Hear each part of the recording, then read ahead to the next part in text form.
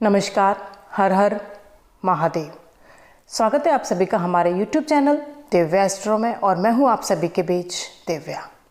आज की इस वीडियो में हम सभी सावन माह के मातम्य का चौथा अध्याय करेंगे। चैनल पर बने रहने के लिए चैनल को सब्सक्राइब करके बेल आइकन ज़रूर प्रेस कीजिएगा और एक बार जाकर चैनल की प्लेलिस्ट ज़रूर चेक कीजिएगा। हो सकता है कि आपको आपकी जानकारी से संबंधित वीडियोज़ मिल जाए। तो आइए अब हम सभी करते हैं सावन मास के मातम्य का चौथा अध्याय। ईश्वर बोले, हे सनत कुमार, अब मैं धारण पारण व्रत का वर्णन करूंगा। प्रतिपदा के दिन से आरंभ करके सर्वप्रथम पुण्यवाचन करना चाहिए। इसके बाद मेरी प्रसन्नता के लिए धारण पारण व्रत का संकल्प करना चाहिए। एक दिन धारण व्रत करें और दूसरे दिन पारण व्रत करें। धारण में उपवास और पारण में भोजन होता है। सावन मास के समाप्त होने पर सबसे पहले पुण्यावाचन करना चाहिए। इसके बाद हे मानत, आचार्य और अन्य ब्राह्मणों का वर्णन करना चाहिए। तत्पश्चात पार्वती तथा शिव की स्वर्ण निर्मित प्रतिमा को जल से भरे हुए कुंभ पर स्थापित करके रात्रि में भक्तिपूर्वक पूजन करना चाहिए तथा पुराण श्रवण आदि के साथ रात भर जागरण करना चाहिए। प्रातःकाल अग्नि स्थापन करके विधि पूर्वक होम करना चाहिए। त्र्यंबक इस मंत्र से तिल मिश्रित भात की आहुति डालनी चाहिए। उसी प्रकार शिव गायत्री मंत्र से घृत मिश्रित भात की आहुति डालें और पुनः मंत्र से खीर की आहुति प्रदान करें। तदंतर पूर्णाहुति देकर होम शेष का समापन करना चाहिए। इसके बाद में ब्राह्मणों को भोजन कराना चाहिए, साथ ही आचार्य की पूजा करनी चाहिए। हे महाभाग, इस प्रकार से उद्यापन संपन्न करके मनुष्य ब्रह्म हत्या आदि पातकों से मुक्त हो जाता है। इसमें किसी भी प्रकार का कोई भी संदेह नहीं है। अतएव इस महाव्रत को अवश्य करना चाहिए। हे मुने, अब सावन मास में मास उपवास की विधि को आदरपूर्वक सुनिए। प्रतिपदा के दिन प्रातःकाल इस व्रत का संकल्प करे। स्त्री हो या पुरुष, मन और इंद्रियों को नियंत्रित करके इस व्रत को करें। अमावस्या तिथि को लोक का कल्याण करने वाले वृषध्वज शंकर की अर्चना पूजा षोडश उपचारों से करें। तदंतर अपने सामर्थ्य के अनुसार वस्त्र और अलंकार आदि से ब्राह्मणों का पूजन करें, उन्हें भोजन कराएं और प्रणाम करके विदा करें। इस प्रकार से किया गया मास उपवास व्रत मेरी प्रसन्नता कराने वाला होता है। हे सनत कुमार, मनुष्य को सभी सिद्धियां प्रदान करने वाले रुद्रवर्ती व्रत के विधान को सावधान होकर सुनिए। अत्यंत आदरपूर्वक कपास के 11 तंतुओं से बत्तियां बनानी चाहिए। वे रुद्रवर्ती नामा वाली बत्तियां मुझे प्रसन्न करने वाली हैं।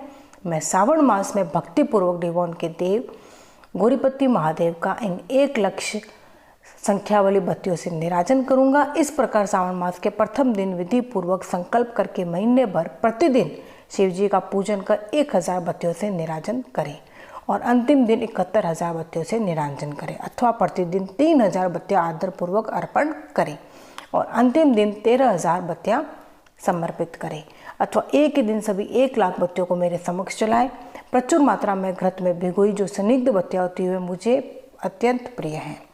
तत्पश्चात मुझ विश्वेश्वर का पूजन करके कथा श्रवण करें। सनत कुमार बोले, हे देवदेव, हे जगन्नाथ, हे जगानंद कारक, कृपा करके आप मुझे इस व्रत का प्रभाव बताएं। हे प्रभु, इस व्रत को सर्वप्रथम किसने किया और इसके उद्यापन में क्या विधि होती है? ईश्वर बोले, हे ब्रह्मपुत्र, व्रतों में उत्तम इस रुद्रवर्ती व्रत के विषय में सावधान होकर सुनिए।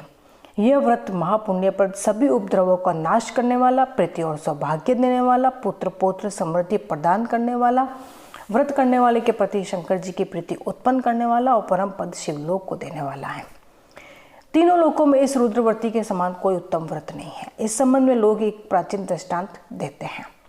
शिप्रा नदी के रम्य तट पर उज्जैनी नामक सुंदर एक नगरी थी। उस नगरी में सुगंधा नाम एक परम सुंदरी विरागना थी। उसने अपने साथ संसर्ग के लिए अत्यंत दुष्य शुल्क निश्चित किया था। 100 स्वर्ण मुद्रा देकर संसर्ग करने की शर्त रखी थी। उस सुगंधा ने युवकों और ब्राह्मणों को भ्रष्ट कर दिया था। उसने राजाओं और राजकुमारों को नग्न करके उनके आभूषण आदि लेकर उनका बहुत तिरस्कार किया था।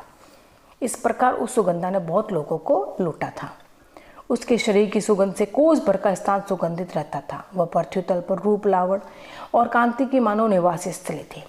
वह 6 रागों और 36 रागिनियों के गायन में तथा उनके अन्य बहुत से भेदों की भी गान क्रिया में अत्यंत कुशल थी। वह नृत्य में रंभा आदि देवांगनाओं को भी तिरस्कृत कर देती थी और अपने एक एक पग पर अपनी गति से हाथियों और हंसों का उपास करती थी। किसी दिन वह सुगंधा कटाक्षों और भोचालन के द्वारा कामबाणों को छोड़ती हुई क्रीड़ा करने के विचार से क्षिप्रा नदी के तट पर गई। उसने ऋषियों के द्वारा सेवित मनोरम नदी को देखा। वहाँ कई विप्र ध्यान में लगे हुए थे और कई जप में लीन थे, कई शिवार्चन में रत थे, कई विष्णु के पूजन में तल्लीन थे। हे महामुने, उसने उन ऋषियों के बीच विराजमान मुनि वशिष्ठ को देखा। उनके दर्शन के प्रभाव से उसकी बुद्धि धर्म में प्रवृत्त हो गई।